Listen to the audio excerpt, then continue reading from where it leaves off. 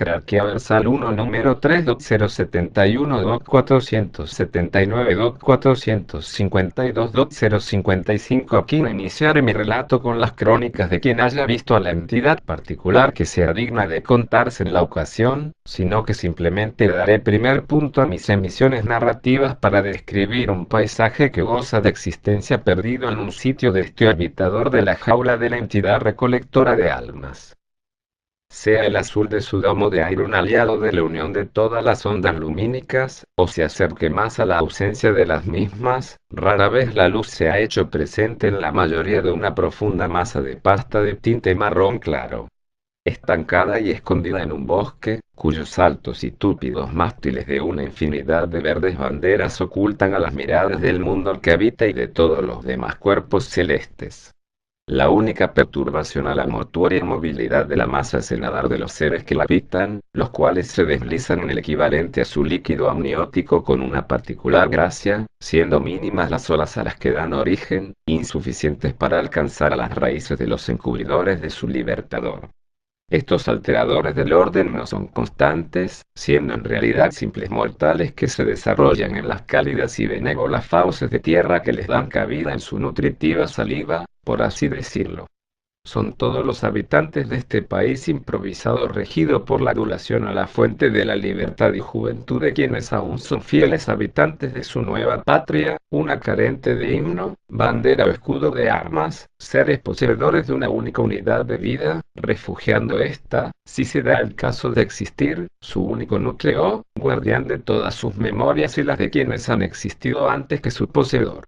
Son la totalidad, desde los microscópicos seres que adecuan su complejidad a su tamaño, grandes mástiles que se visan semejantes a quienes se erigen más allá de las líneas que delimitaban al charco que, a pesar de encontrar su temperatura siempre por debajo de los 10 grados según la escala de Celsius, era una locación cálida para sus alojados, células que se independizaron de los vivos que se sumergieron en tal trampa que resultaría mortal, mientras los gritos que los pudientes emitían encontraban como único compañero en su andada por aquellas sociedades semejantes repúblicas de madera que unifican la existencia de todas sus células habitantes bajo su mando, un mando incapaz de oír como un semejante, por más diferencias que tuviera, era disuelto en la que se creería anárquica libertad de sus ciudades internas, que le daban forma y vida como conjunto. No son todos sus habitantes, ni la mayoría, refugiados de formas de vida capaces de emitir el mínimo ruido mientras se disolvían, poco a poco, en aquel cúmulo amorfo de vida y minerales. La mayoría de aquellos seres unicelulares fueron antiguos miembros de las verdosas extensiones de los árboles que los rodeaban en esos momentos. Aunque la masa no puede actuar en células que ya hayan dado el último movimiento a las agujas de su metabolismo, algo que juega a su favor, si es que se puede utilizar tal término sobre las acciones de un objeto, algo pasivo carente de voluntad y, por ende, de un propósito que pueda sufrir y gozar por los cambios que el destino le depare, es el hecho de que las células mueren tiempo después de que el arder de la bandera marque el fin del gobierno central que las regia a todas en unidad como un individuo al individuo. Después de unirse al pueblo de este estanque estancado de una forma casi perfecta, siendo raros los llantos de las nubes, y más raras aún las ocasiones en las que sus lágrimas sin sentimientos lleguen a impactar en su territorio, las células no tienen ninguna garantía, pero no morirán mientras no hagan acto de salida, siendo que, de a pequeñas cantidades cada vez menores, se irán desarrollando y, según el tipo de célula, podrán convertirse en altas torres macizas y con fuertes paredes que, en algunos casos, han incluso llegado a unir los bajos grupos de vapor que siguen al viento con la cúspide invertida 33.172 milímetros por debajo de la tensa manta que daba la cara al exterior. Al igual que sus opuestos se convertirán en entidades carnosas, que dejan tras de sí un rastro de humedad y rara vez se desprenden de los látigos vivientes con los que fueron concebidas cuando aún respondían a un conjunto, destinados por la invisible fuerza de las circunstancias y por cómo han sido influidas por una de las creaciones especiales de jerarquía versal 4 número 20, 00, 04, 01, para que así sea. Así como ellas se están desarrollando, en las orillas se podrán apreciar a sus similares de mayor desarrollo alimentándose lentamente de los restos de los seres que pisaron la entidad del lago y lograron huir sin quedar unificados a su anárquico ser, mas sin embargo las graves heridas de las recientes desligaciones a su seno vital le impidieron sobrevivir más allá de las filas marrones que sobresalen del suelo, sufriendo la defunción bajo el mismo manto de sombras que da cobija a su involuntario asesino, y dando su caída, como la de cualquier imperio, pasó a que todas las mínimas entidades que siempre le rodearon, incapaces de atravesar sus murallas de cadáveres ni de combatir contra sus multitudinarias guardias, se abrieran paso en su ser para adueñarse de sus nutritivas riquezas, desplegando con carencia de intención un montón de señales de un invisible humo.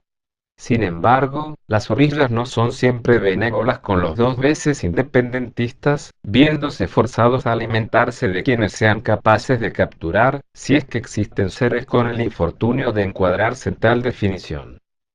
Y es que el mayor peligro para quienes se aventuren en el extenso hogar, decorado con simpleza pero belleza, del centro de atención de este relato, no es el susodicho, sino los distribuidores del terror producto de la infinidad de naciones de la vida a las que ha hecho caer, descomponiéndoles en sus partes más primitivas y mínimas, en las unidades sintácticas con las que codifican las infinitas, en perspectiva, escrituras que conforman, y dando a estas la capacidad de modificar, en cantidad, cualidad y calidad, las letras que las componen, pero sin dictarles leyes para hacerlo, solo que no existen los espacios.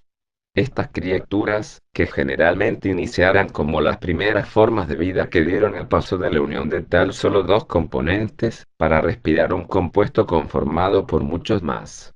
alimentándose de carroña, tanto animal como vegetal, lograran nutrirse y desarrollarse, poseedores de una insaciable hambre, hambre de expandirse como una monstruosa unidad indivisible, ostentando membranas más resistentes que las pieles de la mayoría de los que cuentan a los suyos por millones, acechando sobre el suelo, y mutando sus natatorias extensiones en extremidades capaces de cazar, o acechando invertidas en los edificios de techo verde que les rodean, a la espera de una presa.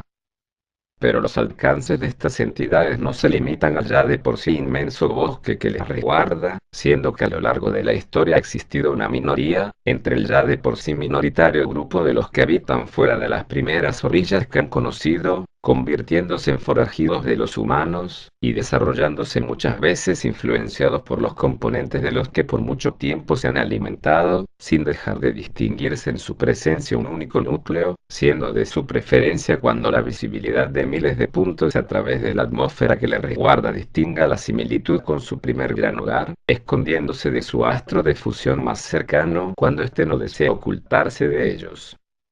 La existencia de los últimos en ser relatados en este relato es lo que hace a este lago un enemigo de la humanidad, siendo uno de los tantos a los que sus guardianes nunca podrán darles caza, impartiendo una de las mayores y más dolorosas torturas a quienes caigan en el interior de su presencia, aunque caídos ya en esta agonía, aceptar la ejecución a sus manos será la mejor manera de hacer más llevadero el camino a la reunión con quien pagara con sus almas su apocalíptico nacer, siendo lo más devastador para los muy influenciados por el granjero poseedor del ojo triangular el saber que no existen garantías de que la muerte ante quienes han sido dispersados en el mundo bajo la guardia de las sombras, que les recuerdan a quien les hizo el papel de útero, no supera la impartida por Libertador. El desconocimiento del origen común de tantos de los seres a los que han visto como poseedores de una especial singularidad ha impedido que los humanos puedan darle nombre alguno a este creador de bestias, y son muy pocas de estas capaces de vivir lo suficiente y dejar las suficientes huellas como para tener la dignidad de poseer, sin saberlo, un apodo entre los humanos. Por parte del creador de los erigidos sin cola, la nomenclatura con la que ha definido esta entidad fue Simcrium Sator, aunque desconociendo el significado de este apodo, si es que existe, me he permitido la libertad de apodarle, como esperarán por cómo le he referenciado múltiples veces en lo que ustedes han percibido que se transmitió de mi entidad a las vuestras, con el apodo de independizado de